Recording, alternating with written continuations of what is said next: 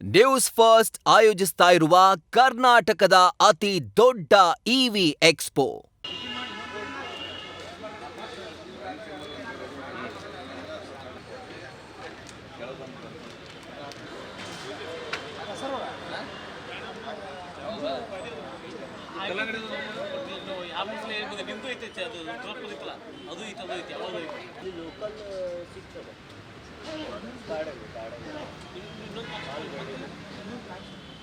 ನಮಸ್ತೆ ಸರ್ ಮಾಡ್ರಿ ನಮಸ್ತೆ. ನನ್ನ ಹೆಸರು ಕೃಷ್ಣ ಅಂತೇಳಿ ನಾನು ತೋಟಗಾರಿಕೆ ಇಲಾಖೆ ಜಂಟಿ ಉಪನಿರ್ದೇಶಕನಾಗಿ ಕೊಪ್ಪಳ ಜಿಲ್ಲೆಯಲ್ಲಿ ಕೆಲಸ ಮಾಡ್ತಾ ಇದ್ದೇನೆ. ಇವತ್ತಿನ ದಿವಸ ನಾವು ಶಿವರಾತ್ರಿ ಹಬ್ಬದ ನಿಮಿತ್ತ ನಮ್ಮ ತೋಟಗಾರಿಕೆ ಇಲಾಖೆಯಿಂದ 9ನೇ ವರ್ಷದ ಹಣ್ಣು, ಜೇನು ಮತ್ತು ಅಣಬೆ ಮೇಳವನ್ನು ಇಲ್ಲಿ ಏರ್ಪಡಿಸಿದ್ವಿ. ಈ ಮೇಳ 5 ದಿನಗಳ ಕಾಲ ನಡೀತೈತಿ. ಇವತ್ತು 12ನೇ ತಾರೀಕಿಂದ 16ನೇ ತಾರೀಕಿನವರೆಗೂ ನಡೀತೈತಿ.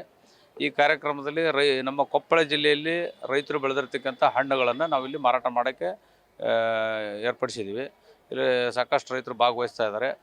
ಈ ಮೇಳದಲ್ಲಿ ದ್ರಾಕ್ಷಿ, ದಾಳಿಂಬೆ, ಅಂಜೂರ, ಪಪಾಯ, ಬಾಳೆ ಹಾಗೂ ವಿವಿಧ ಎಲ್ಲ ರೀತಿಯ ಹಣ್ಣುಗಳು ಹಾಗೂ ಇಲ್ಲಿ ಮುಖ್ಯವಾಗಿ ನೀವು ಅಣಬೆ ಮೇಳವನ್ನು ಮಾಡ್ತಾಯಿದ್ದೀವಿ. ಇಲ್ಲಿ 20 ವೆರೈಟಿ ಅಣಬೆಗಳನ್ನು ನಾವು ಪ್ರದರ್ಶನಕ್ಕೆ ಇಟ್ಟಿದ್ದೀವಿ.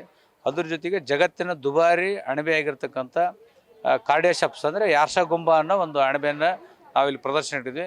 ಈ ಅಣಬೆ ನಮ್ಮ ಭಾರತ ದೇಶದಲ್ಲಿ ಹಿಮಾಲಯದ ಹೈಯರ್ ಆಲ್ಟಿಟ್ಯೂಡ್ನಲ್ಲಿ ಬೆಳಿತೈತಿ. ಇದು ಹೆಚ್ಚಿನ ಮೆಡಿಸಿನಲ್ ವ್ಯಾಲ್ಯೂ ಹೊಂದಿರೋದ್ರಿಂದ ಹೆಚ್ಚಿನ ಮೆಡಿಸಿನಲ್ ವ್ಯಾಲ್ಯೂ ಹೊಂದಿರೋದ್ರಿಂದ ಇದಕ್ಕೆ ಸಾಕಷ್ಟು ಬೇಡಿಕೆ ಇದೆ. ಇದು ಪ್ರತಿ ಕಿಲೋಗೆ 15 ಲಕ್ಷ ರೂಪಾಯಿ ರಂತೆ ಮಾರಾಟ ಮಾಡ್ತದೆ. ಇಲ್ಲಿ ನಾವು ಬೇರೆ ಬೇರೆ ಮತ್ತು ಎಕ್ಸಿಬಿಷನಲ್ಲಿ 2 ಲಕ್ಷದ ಅಣಬೆ, 3 ಲಕ್ಷದ ಅಣಬೆ ಮತ್ತು 10,000, 15,000 ಈ ಥರದ ಅಣಬೆಗಳನ್ನು ಸಹ ನಾವು ಇಲ್ಲಿ ಪ್ರದರ್ಶನ ಇರ್ತೀವಿ. ಜೊತೆಗೆ ನಮ್ಮ ಕೊಪ್ಪಳ ಜಿಲ್ಲೆಯಲ್ಲಿ ರೈತರು ಬೆಳೆದಿರ್ತಕ್ಕಂಥ ಹಣ್ಣುಗಳನ್ನು ನಾವು ಸಹ ಇಲ್ಲಿ ಎಕ್ಸಿಬಿಟ್ನಲ್ಲಿ ತೋರಿಸ್ತಾ ಇದ್ದೇವೆ. ಜೊತೆಗೆ ಅಣಬೆ ರೆಸಿಪಿಯನ್ನು ಸಹ ನಾವು ಇಲ್ಲಿ ಮಾಡ್ತಾಯಿದ್ದೀವಿ. ಅಣಬೆನ ಯಾವ ರೀತಿ ವಿವಿಧ ಅಣಬೆಯ ಅಡುಗೆಗಳನ್ನು ಯಾವ ರೀತಿ ಮಾಡ್ಬೇಕು ಅನ್ನೋದನ್ನು ನಾವು ಇಲ್ಲಿ ತೋರಿಸ್ತಾ ಇದ್ದೀವಿ. ಅದನ್ನು ತಿನ್ನಿಸಿ ಮಾರಾಟನೂ ಸಹ ಮಾಡ್ತಾಯಿದ್ದಾರೆ. ಜೊತೆಗೆ ಜೇನು ಮೇಳವನ್ನು ಮಾಡ್ತಾಯಿದ್ವಿ. ಇಲ್ಲಿ ಬೇರೆ ಬೇರೆ ವಿವಿಧ ತಳಿಯ ಜೇನು ಸಹ ಇಲ್ಲಿ ಸಿಗ್ತಾ ಇದೆ. ಜೇನಿನ ವಿವಿಧ ಪರಿಕರಗಳು ಸಿಗ್ತಾ ಇದ್ದಾವೆ ಹಾಗೂ ಅಣಬೆಯ ಪರಿಕರಗಳು ಸಿಗ್ತಾ ಇದ್ದಾವೆ. ಆಮೇಲೆ ರೈತರ ಆಸಕ್ತಿ ಇರ್ತಕ್ಕಂಥ ರೈತರಿಗೆ ಅಣಬೆಯ ತರಬೇತಿಯನ್ನು ಮಾಡ್ತೀವಿ. ಜೇನು ಬೆಳಿಬೇಕಾದ್ರೆ ಜೇನು ತರಬೇತಿಯನ್ನು ಸಹ ನಾವು ಇಲ್ಲಿ ಇಟ್ಟಿದ್ದೀವಿ.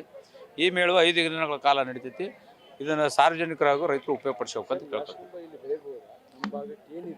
ಇದು ಯಾರ್ಷಗುಂಬ ಅನ್ನೋದು ಇದೊಂದು ಕಾರ್ಡಿಯಾಶಪ್ ಅಂತ ಹೇಳ್ತಾರೆ. ಇದು ನ್ಯಾಚುರಲ್ ಆಗಿ ಬೆಳೀತಕ್ಕಂಥ ಅಣಬೆ. ಈ ಅಣಬೆ ನಾವು ಇಲ್ಲಿ ಬೆಳೆಯೋಕ್ಕಾಗಲ್ಲ, ಯಾಕಂದ್ರೆ ಇದಕ್ಕೆ ಹಿಮಾಲಯದ ಹೈಯರ್ ಆಲ್ಟಿಟ್ಯೂಡ್ನಲ್ಲಿ ಬೆಳೀತಿರೋದು. ಇದು ನ್ಯಾಚುರಲಾಗಿ ಸಿಗ್ತಕ್ಕಂಥದ್ದು. ಆದ್ದರಿಂದ ಇದಕ್ಕೆ ಸಾಕಷ್ಟು ಬೇಡಿಕೆ ಇದೆ. ರೈತರು ಬೇರೆ ಬೇರೆ ಅಣಬೆಗಳನ್ನು ಬೆಳೆಯೋದು.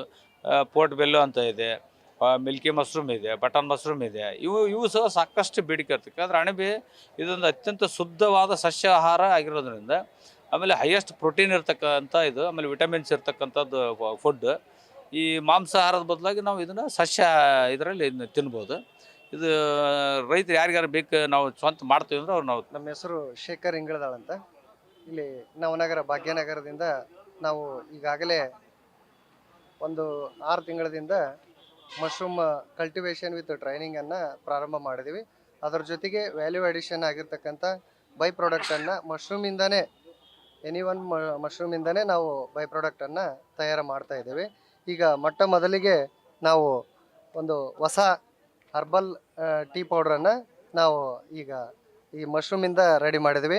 ಮಶ್ರೂಮಿಂದ ಸಾಕಷ್ಟು ಪ್ರಾಡಕ್ಟ್ಗಳನ್ನು ನಾವೀಗ ತಯಾರು ಮಾಡ್ತಾಯಿದ್ದೀವಿ. ಹಾಂ ಸರ್.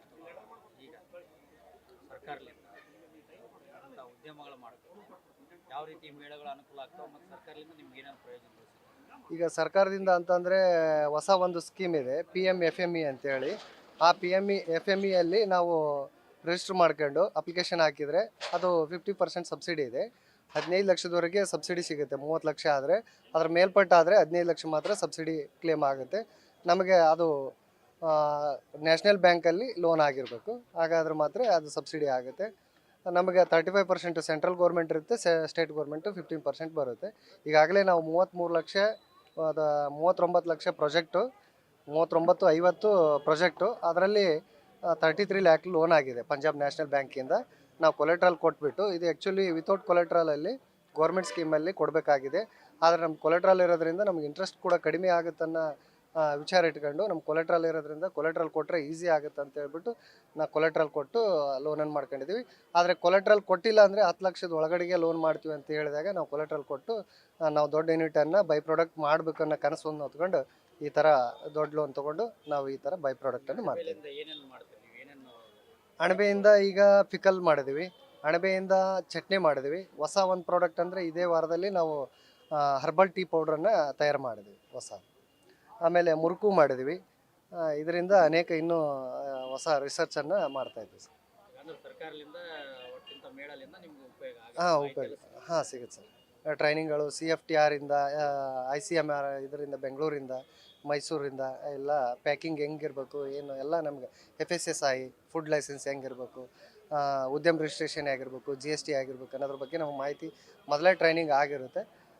ಎಲ್ಲ ಬೇರೆ ಬೇರೆ ಟ್ರೈನಿಂಗ್ ಕೂಡ ನಾವು ಎಷ್ಟು ಇವತ್ತು ಅಪ್ಡೇಟ್ ದಿನ ಆಗಿರೋದ್ರಿಂದ ಪ್ರತಿದಿನವೂ ನಮ್ಗೆ ಏನೇ ಟ್ರೈನಿಂಗ್ ಇದ್ದರೂ ಕೂಡ ನಮಗೆ ಸಮಯ ಸಿಕ್ಕರೆ ಟ್ರೈನಿಂಗ್ಗಳಿಗೆ ಹೋಗ್ತಾ ಇದ್ದೀವಿ. ಶೇಖರ್ ಇಂಗಳದಾಳ.